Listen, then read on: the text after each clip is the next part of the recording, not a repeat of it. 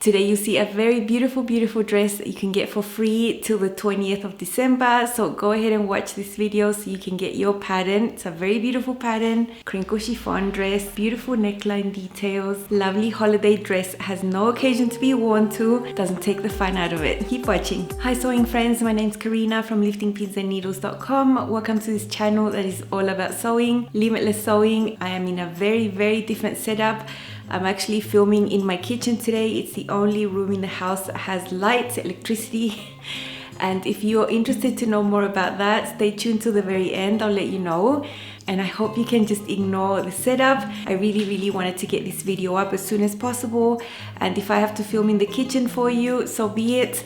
The sewing content is the most important, of course. Try to ignore how plain my kitchen is because it is very plain. Today's video is about the holly dress from Fibre Mood.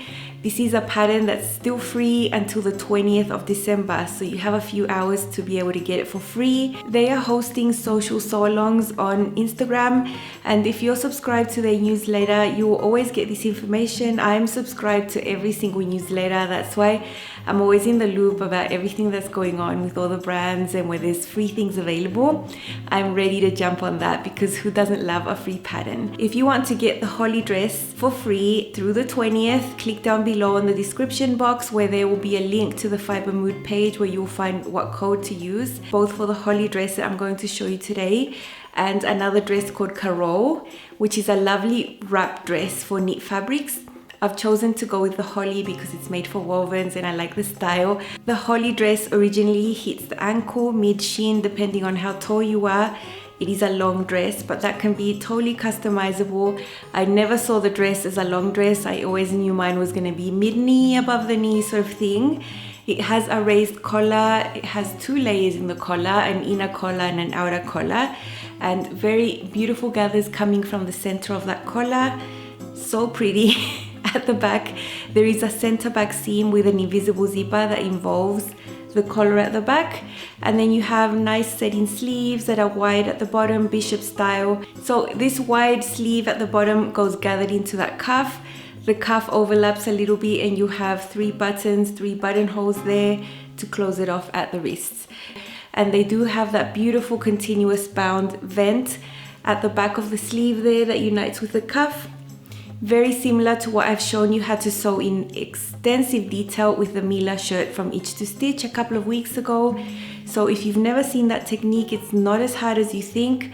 If you follow that tutorial from the Mila Shirt, you would be able to do this one because it is exactly the same thing. And actually this one is a little bit easier because the binding piece used for this dress is a little wider, so I found it a little bit easier to manipulate.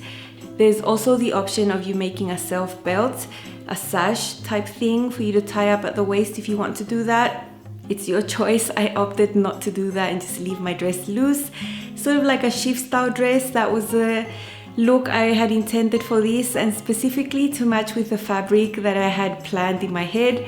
It is for woven fabrics. You can use so many fabrics to make this dress. I would stay always with the flowy varieties, you know, nice rayons, crepes, silks. Even linen rayon blend would be nice, tencel twill. Even for a thicker look, I think I would still use rayon twill if I really wanted a nice winter dress that would still have a lot of nice drape and flow. I would stay away from something too structured because of the gathered neckline here and this type of collar. I wouldn't want that to be too stiff here on the neck. I rarely sew a high neckline, but this one appealed to me, and specifically because I've chosen a crinkle chiffon I've had in my stash for ages. It's a little bit fancy. It's got a little bit of stripes going vertical, shiny, tiny, really thin stripes that when they hit the light, they look in different colors. It's such a beautiful, unique fabric. And my intention was to make a very unpractical holiday dress that I have absolutely nowhere to wear it to. But that's the fun of sewing. You know, you can take some time aside and make something just for yourself that doesn't really need to be that practical. I will wear this someday, and when I need an occasion to wear a nice dress too, it'll be totally my style, a very simple design with a very striking fabric. But you can make it more everyday wear. If you choose a nice print in a rayon or something, it doesn't need to be a holiday dress like the way I have chosen to make mine.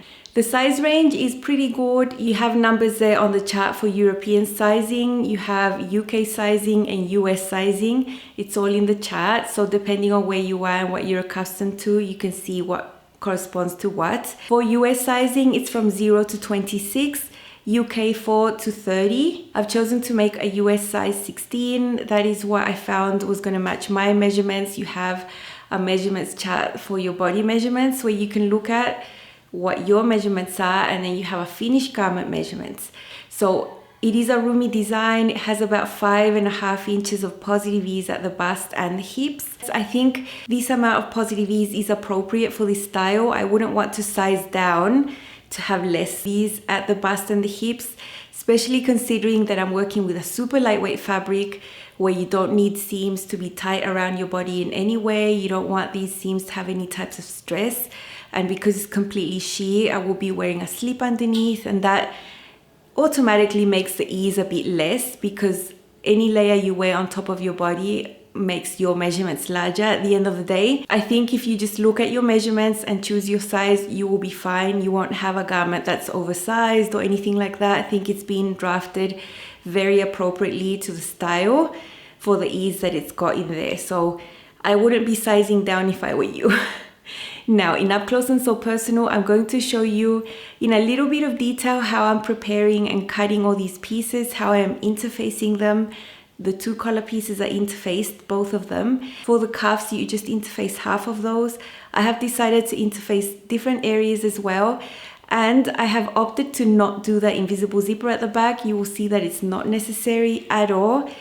The only thing that you need is some way of entry for your head to fit in because that collar is quite high and closed. So I've done something different and I'll show you how. And then as for sewing technique, I'm showing you from start to finish how to sew this beautiful neckline, the collar, all of that in great detail. So let's hop into there so you can see how you can make your own and get a really beautiful dress. So let's see that. For my holly dress, I'm using this chiffon I've had for years, and on the right side it's got those little shiny stripes, very thin ones. You don't need to match anything, and they are going down vertical, but that is the front there that's cut on the fold. This collar piece needs to be cut on the fold twice, so that is the center there. I'm going to block fuse. I'm going to use really lightweight interfacing to interface my fabric first and then cut it out. This chiffon is super slippery, so there's no way I could cut it separately and try to fuse it together. That's the notch that when you have the full piece will have that distance between each other. It's quite small, but that distance to match that notch is larger here because this is all the gathered area in the center of the neckline. So that's what that notch is right there. The other notch on this collar piece should match the shoulder seam, so from here onwards would go onto the back. This is the back piece of the dress, and this one actually has a center back seam there where you would put an invisible zipper. That invisible zipper would extend further up to include that collar right there. I'm obviously not going to do an invisible zipper on chiffon. I just don't want to go through that. And actually the zipper is not needed for you to put the dress on. There's lots of ease at the bust, the waist and the hips. The only issue is that the collar is really closed up on the top, so you do need some sort of entry to the dress from the top. That long invisible zipper can be replaced with just a little slit. So I will have a center back seam, but from about there, maybe about 4 inches below that, I'm going to have a slit. And that slit will include the collar piece where I'll have like a little loop and a button, and that's how you can get in and out of the dress to get it to fit the head. Before cutting this out, I'm just going to interface this short area here on the top just to stabilize the slit area. Just a small piece of interfacing there. Once that's done, then I can cut out my back piece. This is the cuff piece. You can see there are notches here in the center. This middle area needs to be interfaced. So what I'm doing here is I've just cut a larger piece of fabric than the cuffs require on the width, and I'm going to fuse that half there. So I've got my interfacing right on the edge there. I cut this piece from interfacing. I cut it a little bit longer just in case. So I'm going to fuse that first, then put the fabric's right sides together after this is fused, and then I can put my cuff piece on top and cut it really neatly with my rotary cutter to keep it nice and even. Trying to cut this with the scissors just means jagged edges. It just does not work. That's how I'm interfacing half of the cuff to conserve the original shape and size of this rather than doing it separately. You can see how transparent this fabric is when you put the interfacing. It still stays a little bit transparent, but not that much. This is the lightest weight interfacing I can find, but it just makes the cuff opaque. It's not going to be see-through. It'll look nice, and it's nice and stable. It's not going to grow sideways or anything. So now that I have that on, I'm confident to do the same thing on the other side and then cut out my cuff piece. This is the back pattern piece. Here is the neckline, the shoulder seam, and you can see that I've just fused a section here on the top that will be the slit, just to stabilize it and so that it can actually hold that collar that's going to be there as well. Now the seam allowance on the back was only 3/8 of an inch. I think that's just too small for what I want to do, so I just placed my pattern piece a tad away from the edge so that I could have 5/8 of an inch seam allowance here for the slit, and then all the way down. And now this back neckline, I'm just going to fuse this tiny strip of fusible interfacing so that it doesn't stretch.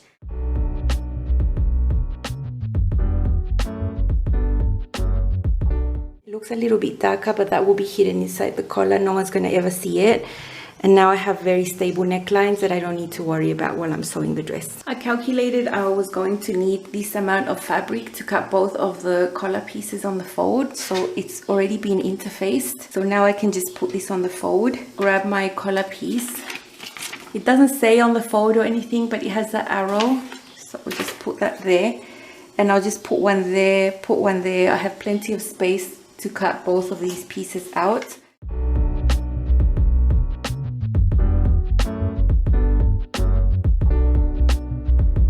I have the two sleeve pieces here, one on top of each other, right sides together. And on the bottom on this side is where the little slit needs to happen for that binding to be sewn on. Over there is the two notches for the sleeve.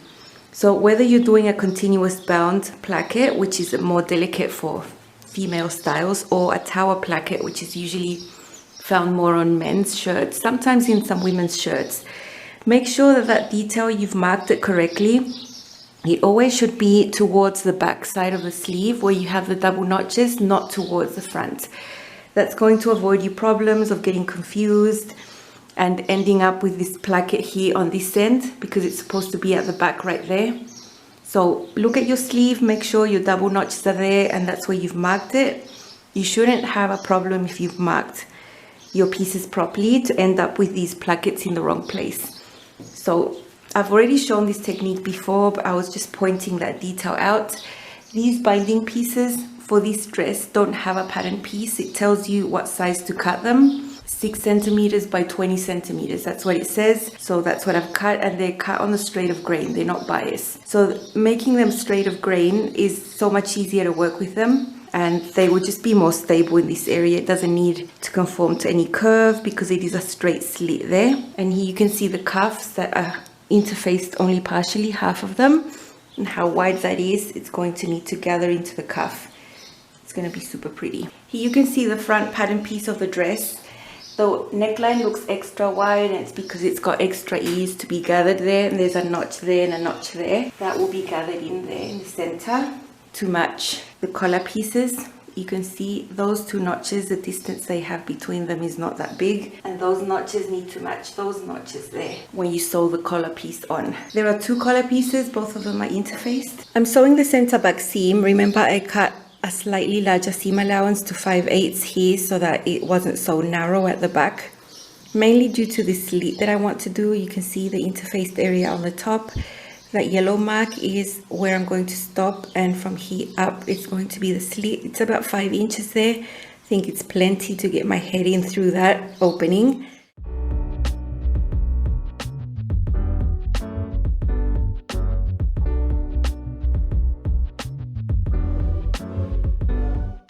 So that's how the top is going to be. Seams open there, edges serged, and then the little slit. This is what I'm doing to avoid putting an invisible zipper in a style that doesn't really need it. The only thing you need is space to get your head through because the neckline is high, but for the rest of the body you don't actually need it for access. I'm about to press the back seam open to be able to finish that and top stitch that slit. But you know, there's something about this fabric. Look at it. If I stretch it sideways, it sort of tends to give. It's not a very structured fabric at all. It is a crinkle chiffon, so it does have that give factor, and I don't want my shoulders to stretch out. So I could have done this earlier, but I wasn't really thinking about that when I stabilized the neckline. I should have done the shoulders too. The interfacing is super narrow, and I've fused it away from the edge so that I know it's going to get caught in the seam that I'm going to sew at 3/8 of an inch seam allowance right there. This is the front neckline here. I have already sewn the shoulder seams and serged them. You can see the interfaced area to stabilize these, and I've done something different to the neckline. From this notch up to the shoulder, I have stay stitched that normally. This section of the neckline doesn't get gathered into anything, so I've done that on both sides.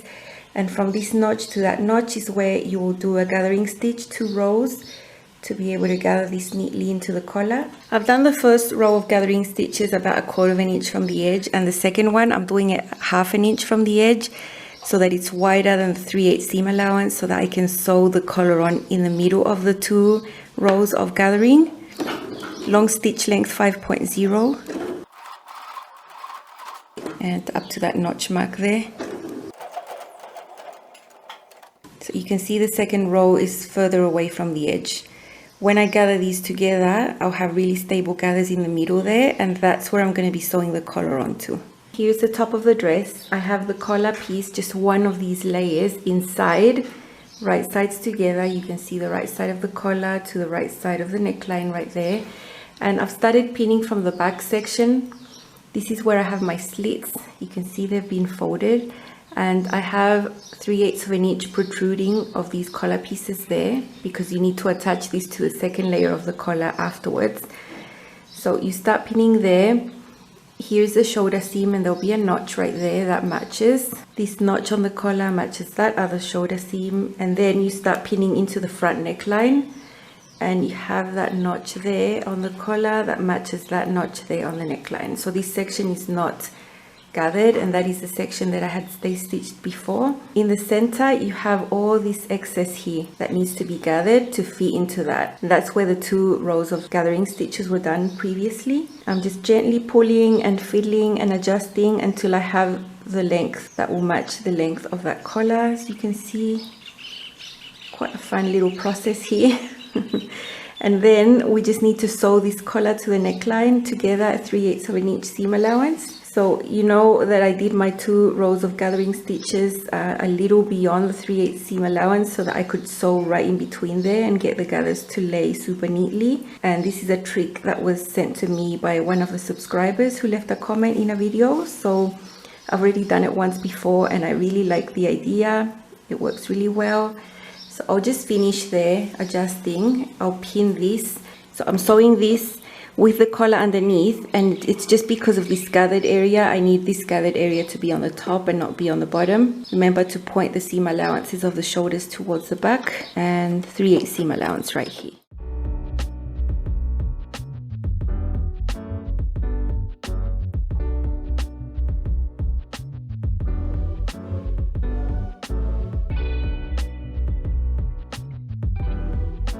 I'll be sewing in between these 2 rows of gathering.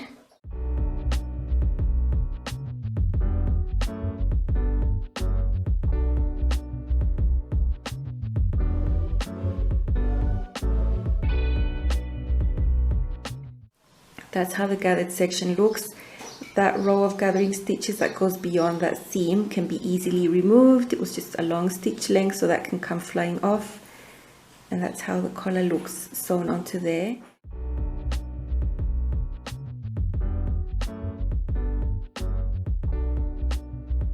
This is the second collar piece that will go inside, and on the bottom edge where the notches are, I have sewn a guide stitch to help me press this in. So it's not 3/8 seam allowance, a little tight. It's not 3/8 there that I have sewn, it's a tad less, so that when I fold this, I will be sure that this will cover the seam that I've already sewn. So I'll just go ahead and press that. Okay, so I've got 2 collar pieces right sides together. This is just inside, that's how I've opted to do it. That section is what I've just done a guide stitch and pressed it up so that it would be nice and neat. And these 2 bottoms of the collar are folded up by 3/8. You can see there, that's where the slit is going to be at the back. So I'm going to start sewing right there, 3/8 seam allowance. then go across the top of the collar, and then go down the other side. On this part here that's got a few layers, I'm not going to backstitch. I'm just going to start sewing and secure that by hand. I really don't want any bulk there. Let me tell you how nice chiffon behaves when it's already been interfaced. It doesn't slide or slip or anything at all. It just behaves like regular fabric. That's why I didn't feel that it was necessary to be hand-based or anything with this specific one, because both layers are interfaced. Sometimes you're working with collars that only one layer is interfaced and the other one isn't, and that's when it gets a bit complex, but not with this one. This has been very enjoyable. This was the second collar that I sewed on, and now I flipped it. You can see how nice those corners are there. This is where the slit is going to be. All that is very neat in there. The seam allowance here on the neckline is pressed up, of course. And now my plan is to have a really invisible finish. I don't want to have visible top stitching or anything like that with this fabric. Invisibly hand sew that down all the way across. Basically, I'll just be catching that edge onto that seam right there, where the bulk of the seam allowance is going up, so nothing's going to be seen on this side over there. This is what I've done so far. The neckline is looking super pretty, super delicate. I love how anything with stripes, when you have gathers, it's just going to look different in the front. Even though this is not a solid, I think you can really see the details of the design with this type of fabric. So basically now all I need to do is sew the side seams and sew the sleeves, do all the details on the sleeve, that little bound vent, and attach that on, and then hem. When you look at the instructions, you might be a little bit confused if you're scrolling down, because you can't see the number of the pattern pieces, how many you need to cut or any of that. And actually those instructions are at the very end of the PDF document. So that's where you can see them, how much you need to cut that you need to cut the collar on the fold, that you need to interface, all that's there. And also in that last page, you will see the measurements for the binding that you need to cut for the sleeve detail. And also, if you want to make the sash, it'll tell you there how big it needs to be exactly, so you can cut it out, because there aren't any pattern pieces provided for the binding and the sash. So that's fine. Now, one thing to consider is that in the instructions, the binding pieces for the sleeve detail, they call them the bias cut pieces, but they're not cut on the bias, they're cut on the straight of grain. And you can see in the instructions when they show the diagram of these pieces, the arrow going up and down, they are not bias cut pieces. They don't need to be. The slits is a straight line. You don't need it to be biased to conform to any curves or anything like that. So just be careful with the wording you see. Here's my beautiful dress. You've already seen the fabric in the sewing segment of this episode. It's such a unique fabric. I have no idea how they do this, but when the light hits these little stripes, they just look so beautiful. It looks really, really cool. It's just such a cool fabric. And it's very, very sheer. It's a crinkle chiffon. Crinkle chiffon is not as stretchy and terrible as crinkle rayon is. And I have worked a lot with crinkle chiffon. I never have much issues with it, although it is a fabric that does give a little bit, like when you touch it, it gives a little bit. Only horizontal, it's not vertical. It just behaves a little bit better. You did see that I stabilized the necklines, the shoulders, for precaution, just to keep everything nice. And my shoulders aren't going to stretch and sag with the weight of the sleeve. This is a sleeve, very easy to set in. They didn't mention in the instructions to do any gathering stitch from the notch to the other notch on the sleeve to ease it into the armhole on the top. It just said ease it in. So that surprised me a little bit, because it does have some ease there. I think you can't really skip doing that gathering stitch here on the sleeve cap. If you don't see that on pattern instructions and you do notice that there is ease in the sleeve cap of the sleeve, just go ahead and do it. Those are techniques that you know how to do. And you don't need to really rely on pattern instructions to tell you to do them or not. You just go ahead and do them. So I've done that. Here at the bottom of the sleeve, we have this detail where there is the little vent. It's really hard to show. I was supposed to make buttonholes and use 3 buttons, but I thought 2 buttons was going to be okay and enough for that. I didn't do the buttonholes. My hand can slide in and out of this cuff quite easily without me needing to open up buttonholes or anything like that. So if it's not something functional that is needed, I'm not gonna do it. The same thing that I did to replace that invisible zipper, I just did a slit at the back. This continuous bound vent on sleeves that you see on women's blouses, I think is so delicate, so pretty. It's hard to see on this type of fabric. So go ahead and watch the Mila Shirt video because you'll see it very well there because I used contrast fabric for the binding. So you can really see how it's done.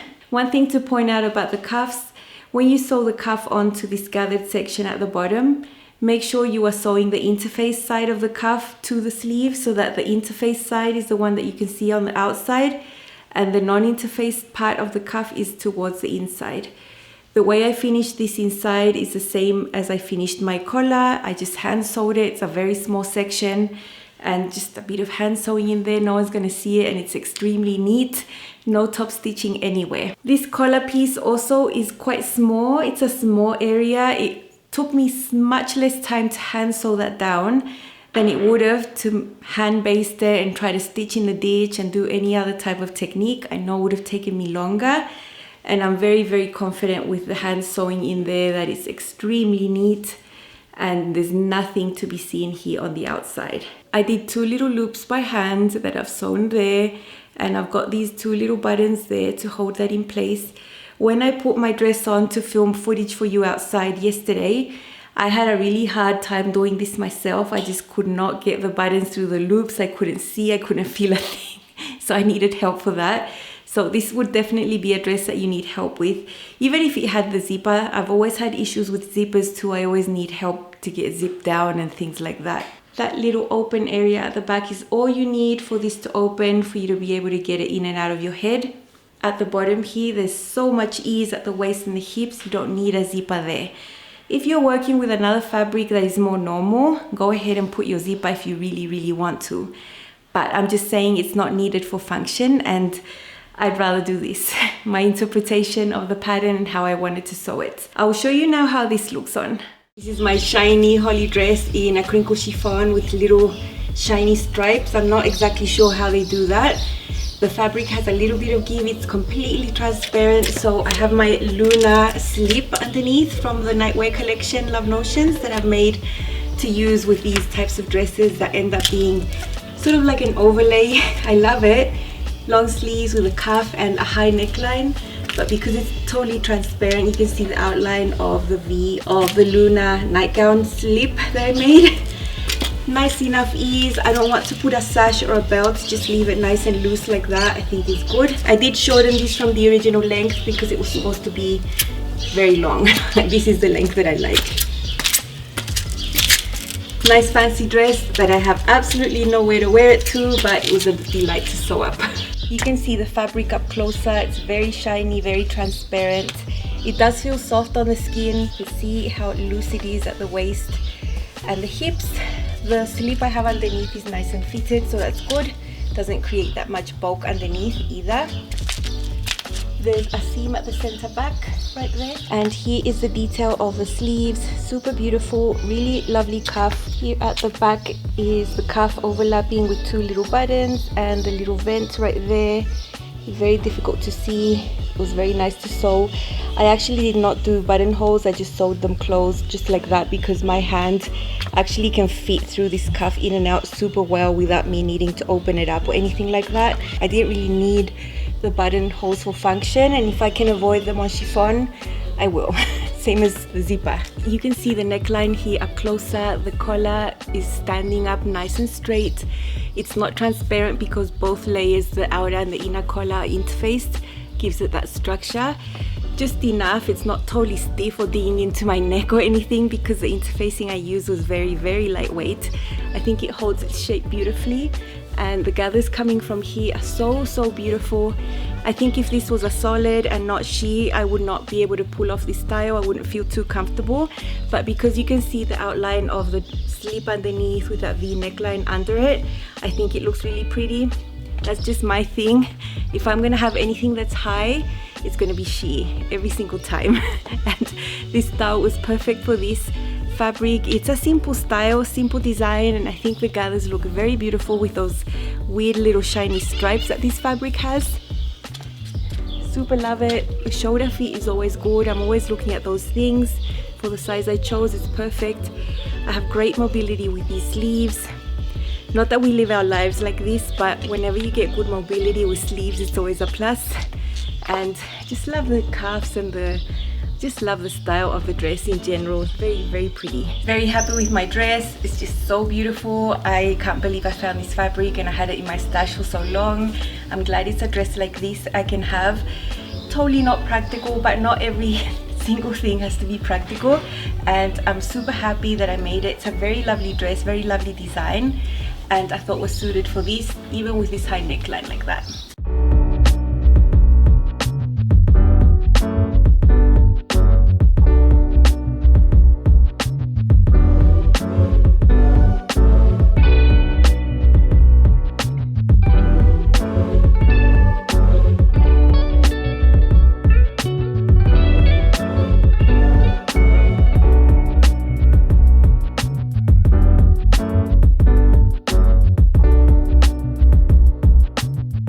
If you like this style, you can also make it as a top. I would also love to make this as just a blouse. Just cut it shorter, wherever you want it to be. It's a style that's super easy to customize to whatever you want. I love the sleeves, the neckline. It's just so pretty. I really love the style. So go ahead and get it for free till the 20th. Then it's going to have a price as all the other patterns in Fibre Mood. Now, if you're really curious as to know why am I in this horrible place in my house, well, even though we've been in Brazil for almost 3 years, I've never actually been in Brazil during December and January. I always travel back home to Chile, and I know the rains are terrible. I know in theory, you know, but let me tell you how terrible. There has been a storm this afternoon that lasted about 30 minutes. So bad, so bad. Just outside on the main road, 8 poles of electricity just went on the floor, 6 trees. There were cars stuck in there for hours trying to get out of there because of these trees and these electric poles blocking the way. And we have had power coming on and off, coming and going, coming and going. And in the kitchen, for some reason, I have just a regular light on the roof and the whole house is just dark. That's why I'm filming here. And I just really wanted to get the video up. About Wi-Fi, I still don't have any. I'm just praying that I will, and that I will be able to upload this video. I can edit the video offline with the battery I have on my computer. So yeah, how frustrating. It's really frustrating because I don't have any control over the climate and what happens. But I think it's really been affecting my schedule of uploads since November. So many times I just haven't been able to sew, haven't been able to work because the power will just go for a few hours. Anyway, the show must go on, and that's why you got to see my very plain kitchen. Anyway, thank you so much for sticking with me. I hope you get your free holly dress. It's a beautiful pattern, and I hope to see you soon if the weather permits. Bye, happy sewing.